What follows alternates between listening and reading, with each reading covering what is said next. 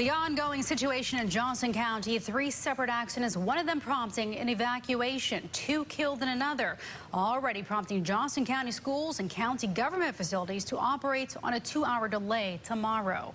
Good evening, I'm Sharon Taswell. And I'm Sean Maroney. Thanks for joining us. A lot of changes since we first brought this to you as breaking news tonight at 5 at 6. As Sharon mentioned, Johnston County schools and government will be operating on a 2-hour delay tomorrow. Johnston Community College will not open until 11 a.m. The DOT saying I-95 near Smithfield expected to be closed in both directions overnight and during the morning commute. Anyone who lives or operates a business within a 1-mile area of exit 95 needs to evacuate. There are shelters open at nearby schools. This all evolving after 3 separate accidents late this afternoon. You can see them mapped out here. The major area of concern at mile marker 95. This is the exit for the outlets, and we have our team of reporters on the story. Michael Highland covering those evacuations and people impacted. But we start tonight with AJ Janavel live near 95 with the latest on the investigation. AJ. Hey Sharon, hey Sean, we're just a few miles away from where that accident happened. I don't know if you can see over my shoulder. This is the entrance to 95 that people have been diverted to. Now, just a little while ago, I spoke to some of the officials actually on the scene at that accident. They tell me that the fire is still burning from that truck, and because of that, they say there is still a 2-mile radius evacuation from that area. They do say that recently they did have a team go in there, but that fire is still burning. Now, one thing that has been an issue all day, if you just saw these cars going past me, is just trying to find a way to get back and forth on 95. During rush hour, Interstate 95 was closed, forcing drivers to try and find other ways to get home. Traffic. Try to get on the interstate and traffic's packed, man. Miles of cars were gridlocked through Smithfield.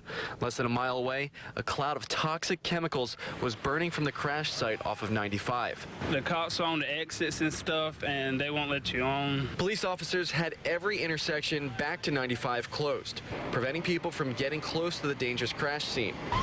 Around 5 p.m., officials created a 2-mile evacuation radius around the truck site as the toxic chemicals spread through the air. Once that ignited, the first thing you want to do is you want to evacuate people. So you leave everything there, and you just basically want to save your life, which is what occurred here. Drivers like Kyle Turnage said they spent more than an hour stuck in the traffic. I don't know how long else this could be. I'm trying to find some back roads.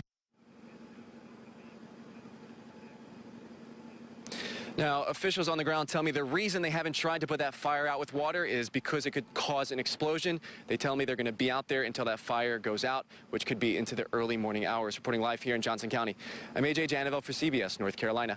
All right, AJ, thank you. And as we mentioned, evacuation started in the immediate area soon after.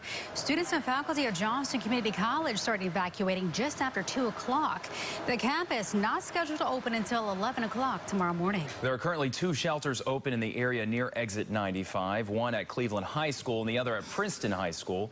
Our team coverage continues with CBS North Carolina's Michael Highland, who's live at Cleveland High School tonight. Michael?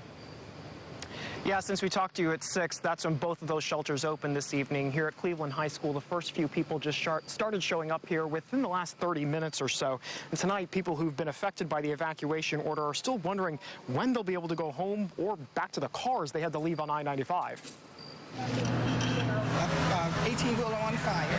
Patricia Smith and her husband Howard were on I-95. We were about 20 feet from the fire. Police told them they had to leave their car there and come to this shelter in Smithfield.